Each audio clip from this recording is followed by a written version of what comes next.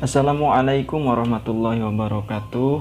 Di kelas 6 kita kali ini pada mata pelajaran IPA kita akan belajar membahas tentang perkembangbiakan generatif dan vegetatif pada tumbuhan. Tentunya teman-teman masih tetap semangat dan bersiap-siap menyimak pelajaran IPA kali ini. Perkembangbiakan pada tumbuhan. Yang pertama ada perkembangbiakan generatif, yang kedua ada perkembangbiakan vegetatif. Tentunya teman-teman harus bisa membedakan antara perkembangbiakan generatif pada tumbuhan dan perkembangbiakan vegetatif pada tumbuhan. Kita bahas satu persatu. Yang pertama itu perkembangbiakan generatif pada tumbuhan, yaitu perkembangbiakan yang disertai proses peleburan sel kelamin jantan atau yang disebut dengan spermatozoid. Nah, ini bagian yang paling penting dalam perkembangbiakan generatif adalah bunga. Di sini terdapat bagian-bagian dari bunga. Ada mahkota, kelopak, dasar bunga, kemudian kepala sari, benang sari, kepala putih, tangkai putih, kemudian bakal biji dan tangkai bunga. Tentunya teman-teman sudah belajar tentang bagian-bagian bunga di kelas sebelumnya. Di dalam bunga terdapat benang sari yang merupakan inti dari perkembangbiakan generatif pada tumbuhan, yang merupakan alat kelamin jantan, dan putik merupakan alat kelamin betina. Di mana di dalam benang sari terdapat serbuk sari yang merupakan sel kelamin betina. Perkembangbiakan generatif pada tumbuhan didahului dengan penyerbukan, di mana penyerbukan adalah peristiwa jatuh atau melekatnya serbuk sari ke kepala putik. Perkembangbiakan generatif pada tumbuhan didahului dengan penyerbukan, di mana penyerbukan adalah peristiwa jatuh atau melekatnya serbuk sari ke kepala putik. Penyerbukan di sini ada 4 macam ya teman-teman. Apa saja? Yang pertama yaitu ada penyerbukan sendiri atau disebut penyerbukan dalam satu bunga. Di sini terdapat gambar. Kemudian penyerbukan tetangga atau penyerbukan antara bunga dalam satu tumbuhan. Penyerbukan antara bunga satu bunga dengan bunga yang lain dalam satu tumbuhan ya. Yang ketiga ada penyerbukan silang, di mana penyerbukan antara tumbuhan tetapi masih satu jenis. Yang keempat ada penyerbukan bastar atau penyerbukan antara tumbuhan yang memang berbeda varietasnya.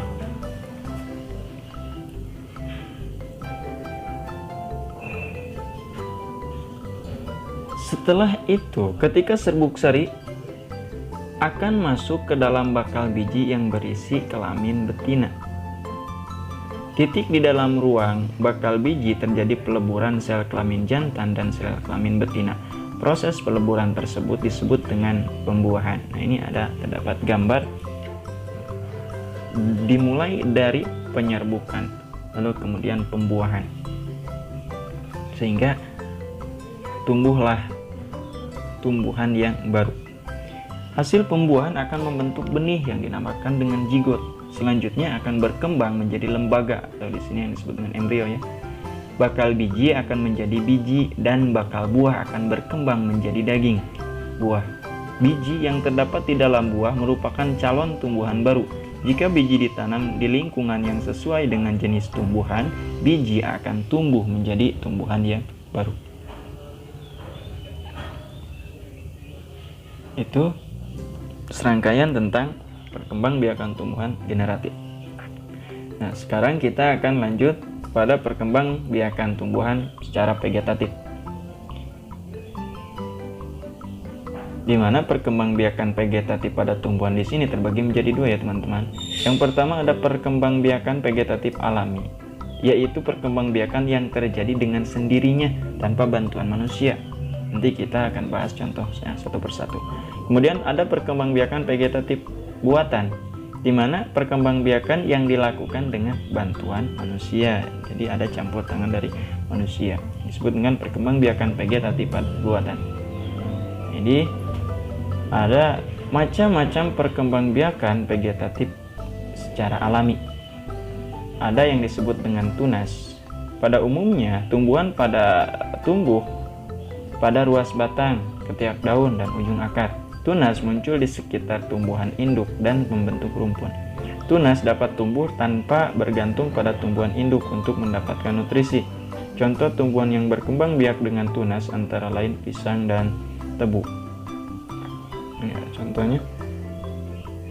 Kemudian yang kedua ada tunas adventif, di mana tunas adventif adalah tunas yang muncul di bagian tumbuhan lainnya, misalnya pada bagian daun dan akar. Contohnya tumbuhan yang berkembang biak dengan tunas adventif adalah cucur bebek. Sedangkan pada akar adventif, tunas adventif pada akar yaitu sukun, cemara, kersen, dan kesemak. Ini ada contoh tunas adventif. Lalu selanjutnya ada yang disebut dengan umbi lapis, merupakan pelepah daun yang berlapis-lapis dengan satu atau dua kuncup ketiak. Pada bagian atas umbi lapis tumbuh daun, pada bagian bawah terdapat cakram dan akar serabut. Jika umbi tersebut ditanam, akan tumbuh tumbuhan baru. Perkembangbiakan umbi lapis dimulai dengan tumbuhnya kuncup di sekitar umbi induknya, dinamakan siung atau anak umbi lapis. Setelah berakar dan berdaun, siung dapat dipisahkan sehingga menghasilkan tumbuhan baru. Contoh tanaman yang berkembang biak dengan umbi lapis adalah bawang merah, bawang putih, bawang bombay, bunga bakung, dan bunga tulip. Ini contoh-contoh dari umbi lapis. Kemudian ada yang disebut dengan umbi batang. Nah, umbi batang merupakan batang yang tumbuh di dalam tanah dan ujungnya bergelembung menjadi umbi, berisi cadangan makanan bagi tumbuhan tersebut. Pada permukaan umbi batang terdapat sisik dan kuncup membentuk mata tunas. Tumbuhan baru akan tumbuh jika umbi ditanam. Contoh tumbuhan yang berkembang biak dengan umbi batang adalah kentang, talas, dan ubi jala. Nah, ini ada gambar-gambar tentang umbi batang. Lalu masih membahas tentang macam-macam perkembangbiakan vegetatif alami, yaitu ada umbi akar, di mana umbi akar merupakan akar yang membesar dan berisi cadangan makanan. Umbi akar bukan merupakan alat perkembangbiakan pada bagian pangkal. Umbi akar terdapat tunas yang dapat menjadi tumbuhan baru jika ditanam. Contoh tumbuhan yang berkembang biak dengan umbi akar adalah wortel, bunga dahlia, bengkoang, lobak, dan umbi jalar. Lalu kemudian ada akar tinggal atau rimpang atau disebut rizom. Rizom merupakan batang yang seluruhnya tumbuh mendatar di bawah permukaan tanah. Bentuk rizom menyerupai akar tetapi memiliki ciri-ciri seperti batang, antara lain berbuku-buku dan mempunyai tunas. Tunas tersebut tumbuh dari ketiak sisik setiap bukunya. Contoh tumbuhan yang berkembang biak secara vegetatif akar tinggal yaitu lengkuas, kunyit, jahe, dan kencur.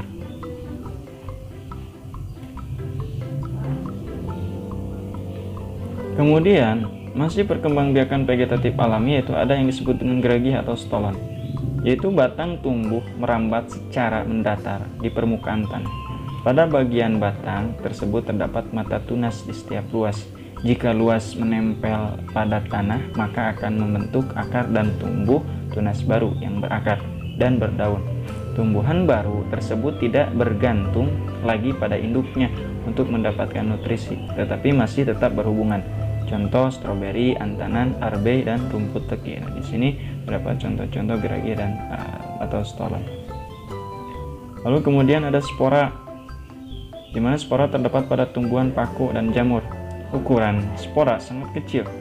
Contoh tanaman berkembang biak dengan spora adalah tumbuhan paku-pakuan seperti suplir. Biasa gambar suplir ya, pasti teman-teman pernah menemukan tumbuhan seperti ini.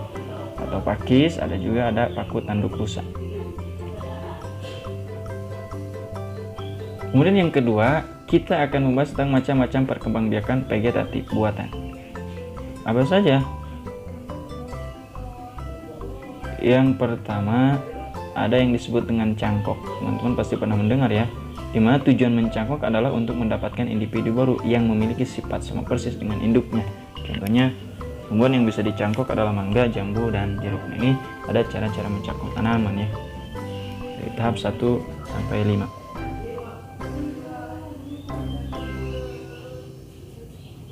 Lalu kemudian ada sambung, di mana sambung yaitu cara menyambung menggabungkan batang bawah dan batang atas dari dua tumbuhan yang sejenis. Hal itu bertujuan untuk menggabungkan dua sifat unggul dari dua tumbuhan. Contohnya tomat berakar kuat disambung dengan tomat berbuah manis, menyambung antara tumbuhan yang sejenis tapi berbeda varietasnya. Kemudian ada okulasi tempel, adalah menyatukan tumbuhan yang berbeda sifat dengan menempelkan mata tunas atau tumbuhan pada batang tumbuhan lainnya.